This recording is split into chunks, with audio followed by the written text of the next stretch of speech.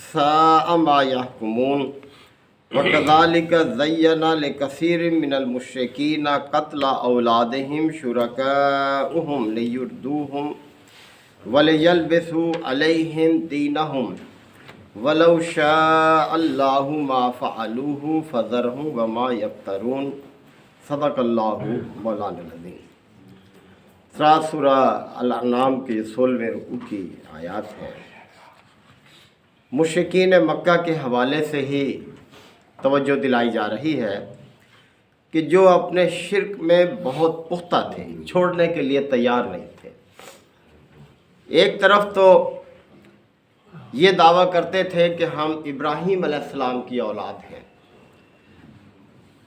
جبکہ ابراہیم علیہ السلام نے تو دیکھیں کہ ایک مشرک کے گھر میں آنکھ کھولی، یعنی ان کا باپ آزر مشرک تھا اور اتنا شدید تھا شرک پر کہ جب ابراہیم علیہ السلام نے انہیں سمجھایا تو کہنے لگا کہ ابراہیم اگر تو باز نہ آیا میرے معبودوں کو برا کہنے سے تو میں تجھے سنسار کر دوں گا۔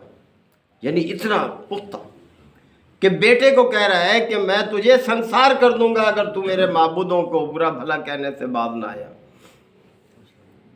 یا تجھے گھر سے نکال دوں گا، میں نہیں رکھوں گا تجھے اپنے گھر میں۔ اور ایسا ہی ہوا، چھوڑنا پڑا، اپنا گھر چھوڑ گئے جب باز نہیں آئے ان کے والد۔ تو یہ مشرکین مکہ اس شرک میں کتنے شدید تھے کہ خانہ کعبہ میں 360 بت سجا رکھے تھے جن کی سیوا کرتے تھے،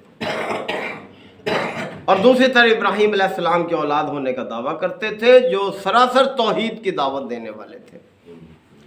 اللہ تعالیٰ کے ہر پیغمبر کی دعوت کا آغاز ہی توحید سے ہوتا ہے کہ اللہ کے علاوہ کوئی معبود نہیں، اور اس کی سند بھی ہے، جواز بھی ہے کہ بھئی جب پیدا اللہ نے کیا ہے، پرورش اس نے کیا ہے، یہ ساری نعمتیں، یہ سارا نظام کائنات جب اس نے پیدا کیا ہے تو پھر بندگی بھی اس کی ہونی چاہیے، اور کائنات کی ہر چیز اس کی بندگی کر رہی ہے۔ کوئی چیز ایسی نہیں ہے جو اللہ کی بندگی نہ کر رہی ہو، چاہے وہ جاندار ہے یا بے جان ہے، سب اللہ کی تعریف کی تسبیح کرتے ہیں۔ اور یہ کتنی ساری صورتیں ہیں، کوئی 13-14 صورتیں ہیں جن کا آغاز ہی اسی سے ہوتا ہے کہ سبح للہ، یسبح للہ، کہ اللہ کی تسبیح کرتی ہے ہر وہ چیز جو زمینوں میں ہے، جو آسمانوں میں ہے اور زمین میں ہے، یعنی ہر چیز اللہ کی پاکی بیان کر رہی ہے، اس کو بے عیب بے نقص ہونے کا اعتراف کر رہی ہے۔ تو انسان کو عقل بھی دی ہے اور پھر بھی یہ وہ باتیں کرتا ہے، وہ کام کرتا ہے جو یہ بے جان چیزیں نہیں کرتے۔ یہ چاند سورج دیکھیں کتنے بڑی بڑی چیزیں ہیں، سب اللہ کی تسبیح کر رہے ہیں۔ تو اسی حوالے سے بات کی جا رہی ہے کہ وَجَعَلُوا لِلَّهِ مِمَّا زَرَعَ مِنَ الْحَرْثِ وَالْأَنْعَامِ نَصِيبًا، اور انہوں نے وہ چیزیں جو اللہ نے زمین سے پیدا کی ہیں، یہ کھیتیاں ہیں، یہ جانور ہیں، ان میں حصے مقرر کر رکھے ہیں اللہ کے لیے بھی، اور کہتے ہیں کہ فَقَالُوا هَذَا لِلَّهِ بِزَعْمِهِمْ، بڑے زوم سے کہتے ہیں یہ تو اللہ کے لیے ہے، وَهَذَا لِشُرَكَائِنَا، اور یہ ہمارے شریکوں کے لیے ہے۔ یعنی زمین مخصوص کر دیتے تھے کہ اس کی پیداوار اللہ کے راستے میں اور اس کی پیداوار ہمارے شریکوں کے لیے۔ اسی طرح سے مویشی جو پیدا ہوتے جاندار ان کی بھی تقسیم کر دیتے تھے۔ اللہ تعالیٰ نے فرمایا فَمَا كَانَ لِشُرَكَائِهِمْ فَلَا يَصِلُ إِلَى اللَّهِ، تو جو شریکوں کے لیے مقرر کرتے تھے وہ تو اللہ کی طرف نہیں پہنچتا تھا۔ وَمَا كَانَ لِلَّهِ فَهُوَ يَصِلُ إِلَى شُرَكَائِهِمْ، اور جو اللہ کے لیے مقرر کرتے تھے وہ شریکوں کی طرف پہنچتا تھا۔ یعنی ان کا طریقہ یہ ہوتا تھا کہ جب اپنے شریکوں کے لیے میلے ٹھیلے مقرر یہ منعقد کرتے تھے تو اس میں جب کمی آتی تھی اخراجات میں تو اللہ کے لیے جو حصہ ہوتا تھا وہ اس میں شامل کر لیتے کہ اللہ کی کیا ضرورت ہے، چلو ادھر کر دو۔ اور جو شریکوں کے لیے ہوتا تھا وہ اللہ کی طرف نہیں جانے دیتے تھے، وہ کہتے تھے ناراض ہو جائیں گے، یہ ناراض ہو گئے تو اللہ بھی ناراض ہوگا اور ہمارے سارے یہ کام باندھ پڑ جائیں گے۔ تو اللہ نے فرمایا کہ جو اللہ کے لیے مقرر کرتے تھے وہ تو ان کے شریکوں کی طرف بھی چلا جاتا تھا، اور جو شریکوں کے لیے مقرر ہوتا تھا وہ اللہ کے راستے میں نہیں آتا تھا۔ تو اس طرح سے شدید تھے اپنے شرک پر۔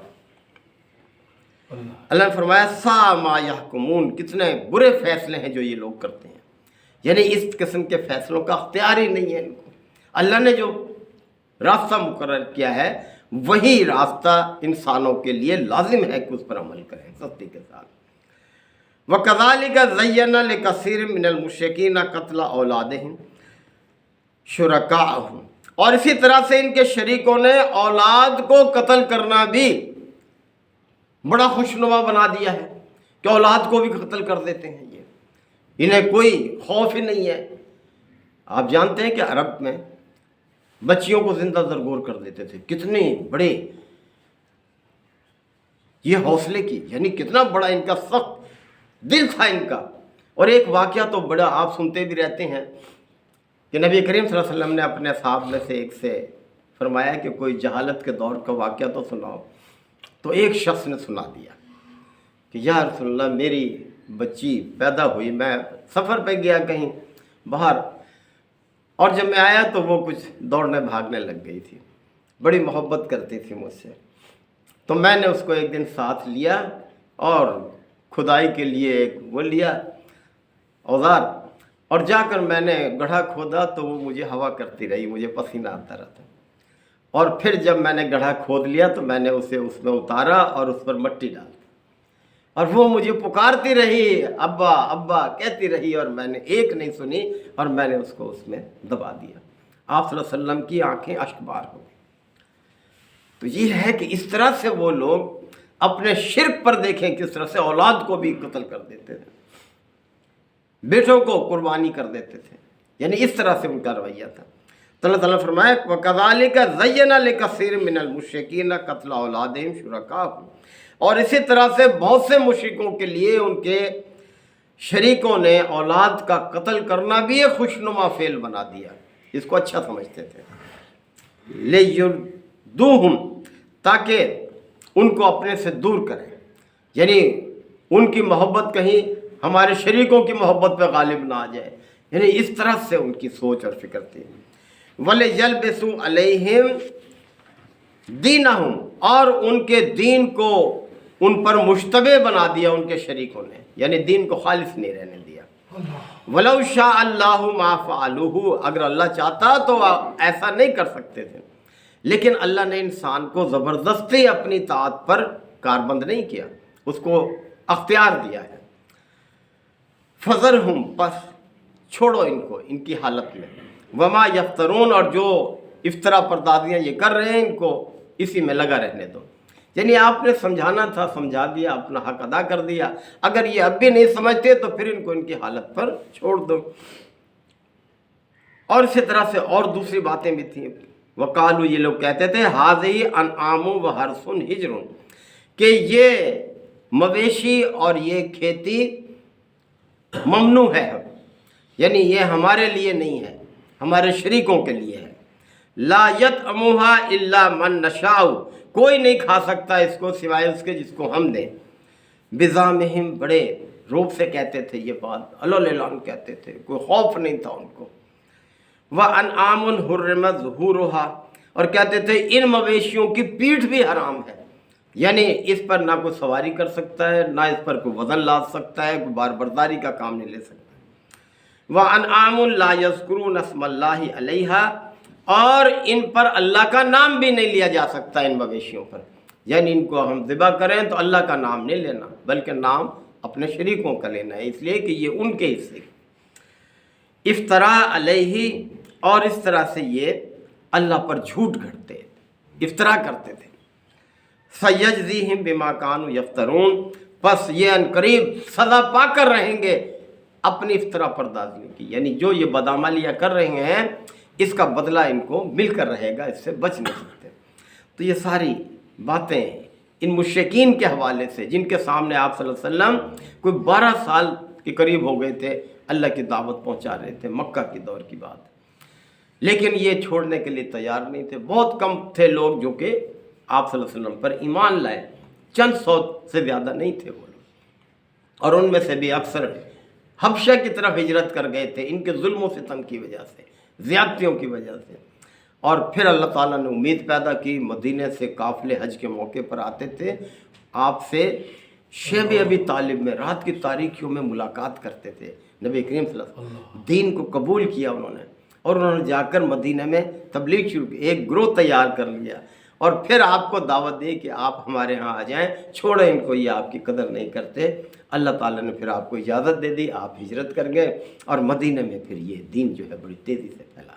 تو یہ ہے اللہ تعالیٰ اپنے بندوں پر جتنا خیر خواہ ہے، کوئی اور کیا ہو سکتا ہے؟ یعنی ماں بھی اتنی خیر خواہ نہیں ہے جتنا اللہ اپنے بندوں کا خیر خواہ ہے. تو یہ ساری دعوت جو اس نے رکھی ہے ہمارے سامنے، خیر خواہی کے نقطہ نظر سے ہے کہ بندوں کی بھلائی ہو، کامیابی ہو، دوسری زندگی ان کی خیر کی زندگی ہو. اللہ تعالیٰ ہمیں انہی چیزوں کا اختیار کرنے کی توفیق عطا فرمائے. وآخر دعوانا الحمدللہ وکفی وسلام علی عبادہ الذین اصطفی. ربنا آتنا فی الدنیا حسنہ وفی الآخرۃ حسنہ وقنا عذاب النار وادخلنا الجنۃ مع الابرار یا عزیز یا غفار یا رب العالمین. اللہم انک عفو کریم تحب العفو فاعف عنا. اللہم من احییتہ منا فاحیہ علی الاسلام ومن توفیتہ منا فتوفہ علی الایمان. یا شافی الامراض اشف مرضانا ومرضى المسلمین. یا قاضی الحاجات اقض حاجاتنا وحاجات المسلمین. اللہم انصر الاسلام والمسلمین. ربنا تقبل منا انک انت السمیع العلیم وتوب علینا انک انت التواب الرحیم. صلی اللہ تعالی علی خیر خلقہ محمد وآلہ وصحبہ اجمعین.